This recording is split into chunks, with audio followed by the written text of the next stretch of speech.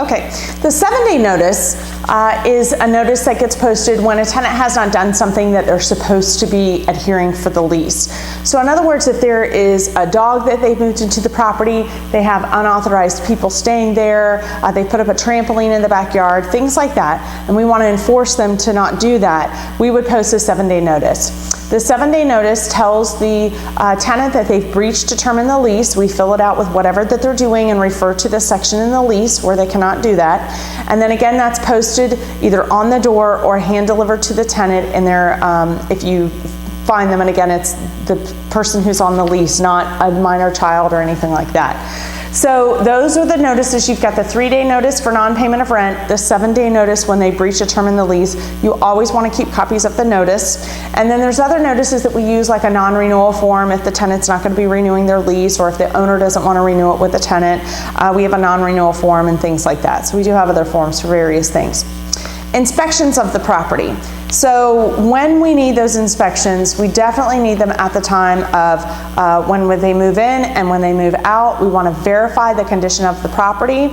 So we want to make sure that you're taking as many pictures as possible of the entire room, everywhere. The floor, the ceiling, all the walls, all the corners, the doors, the locks, everything. You really have to take a ton of pictures, which is where a video can come in handy too, because you could tour the property and see while shooting a video what the condition of it is. You definitely want to do that at the time that they move in, at the time that they move out, and in between at least once every 6 months. You really need to know what the condition of the property is, and that's, you know, you're being paid to be the eyes and the ears for the owner. So you want to be able to give a good indication as to what the condition of the property is. It's also a great idea to have your vendors take photos. If they go out to do any kind of work, you want them to take pictures of before and during and after.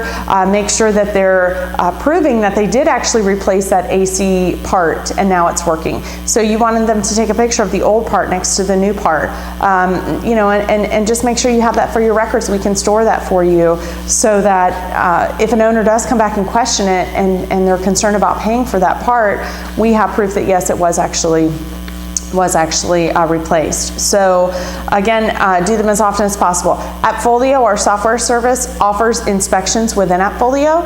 So you can go right there with your iPad. Your phone's a little bit small, but you could do it on there. But you just go right to the website, you log in through your portal, you go to your property, you create a new inspection, and then you pick if it's for a 3-bedroom house, a 4-bedroom house, so on. And you start checking off the marks as you go through the kitchen, and it already has all the items built in there, and you can upload photos from there, you can make notes, you can flag things if you need to follow up on it later. So the AppFolio inspections can be great because it's automatically stored in AppFolio. You will need service, so either cellular service or Wi-Fi or something while you're at the property doing that, because you're going online basically to complete that. Lease renewals, we want to make sure that we're negotiating those lease renewals. We have fees built into our property management agreement, so you want to make sure that you're getting paid by that and going through the process of renewing it. We do complete an entirely new lease when we do a lease renewal, so we're not doing a one-page addendum, we're doing an entire new lease that meets today's requirements and standards of notices. You want to get the notice you're going to receive from the rentals team. They're going to send you notice that, hey, your property is coming up to expire in 60 days or 30 days.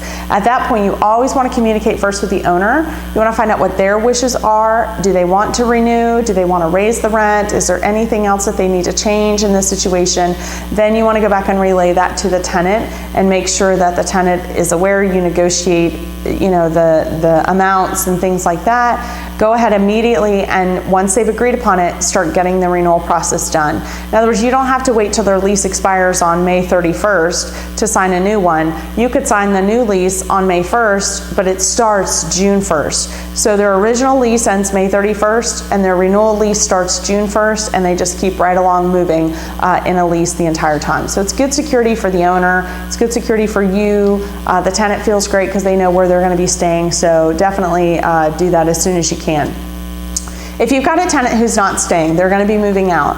You want to make sure you're going to go in after they vacated the property, they've turned in their keys, do a move-out inspection, take lots of photos, get a really good indication of the condition of the property. We're going to compare that to the move-in photos and the condition of the property when they moved in, and we want to make sure that that we have a good understanding of what the conditions are between the two and what we can claim on a security claim, or if it was already like that, or if it's normal wear and tear. So we always want inspections, and we want pictures or videos from the property at the time of move out and at the time of move in at a minimum, and then once every 6 months. Again, it's going to help us through that security claim process. So we do have a move out packet that you would fill out and notify the rentals team. They're not going to know that the tenant is moving out until you tell them. So you want to make sure that you're filling out that move out packet and you're getting it over to them so that they can start the process of moving the tenant out, getting the owner any fees that are owed to them, starting the security claim process. We have a time frame within Florida law that we have to send the security claim within 30 days of the time they vacated the property. And if you don't notify the rentals team until day 25, they might not have enough time to get the security claim together and get it sent out by certified mail. So you really want to do this up front immediately once they move out. Go in within a day or two, do the inspections, take the pictures, fill out the move out packet while you're right there, and send it over to our rentals team. You definitely want to start that process as soon as possible. When we do placement, so when we place only the tenant, we're not doing a longer term lease, we're just putting the tenant in, and then on month 2 the owner is taking over and we're kind of out of it. It's like a finder's fee type thing. Everything is the same. We still do inspections, we still take pictures, we do everything the exact same. It's just month 2, the payments start going to the owner instead of coming to us. Anytime after that, if the owner calls you with questions, if the owner wants you to place a 3-day notice on the property, if anything like that comes up, we are not managing the property. We only did the placement of the tenant for them. We cannot help them. They have to go hire an attorney at that point if they have any further questions. One of the reasons why really placements, owners really think placements are great, they're going to save money, they manage it, but then when they run into a problem, they don't know what to do, they try to call back the property manager. Only you're not the property manager for that property, the owner is. So you want to make sure that they know we can't cross that boundary and help them when they have not hired us. There's fiduciary duties and relationships that go into a property manager, and so we don't want to conflict with the way that the law is written on that. The owner's going to have to go get their own legal counsel, along those lines if they need help. So we can't help with eviction, we can't help with anything along those lines. So then you've got everything done, and now it's time to get paid for your services. We do pay out our commissions around the 20th of the month.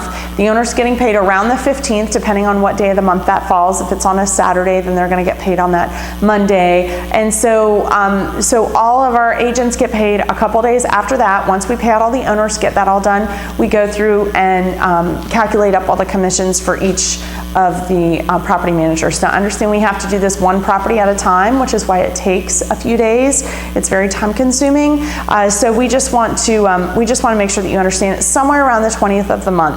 The commission split as spelled out in the policy manual is always 50%. So 50% to the company for the rentals team in the background, everything that they do, and 50% goes to you as the property manager to get paid for your efforts. If you have a rental property as an associate that you want to rent out yourself, then you can do that. We have an associate rental program where you pay $50 and you can put your property on our available list. Basically, that helps advertise it out through the MLS, puts it on our website, a bunch of other websites, so it's a great opportunity for you to capture some tenants for your property. It doesn't get managed through Total Realty. You do everything the same, so it's just an advertising service that we offer so that you can utilize the MLS and everything, all the tools that we have to advertise the property.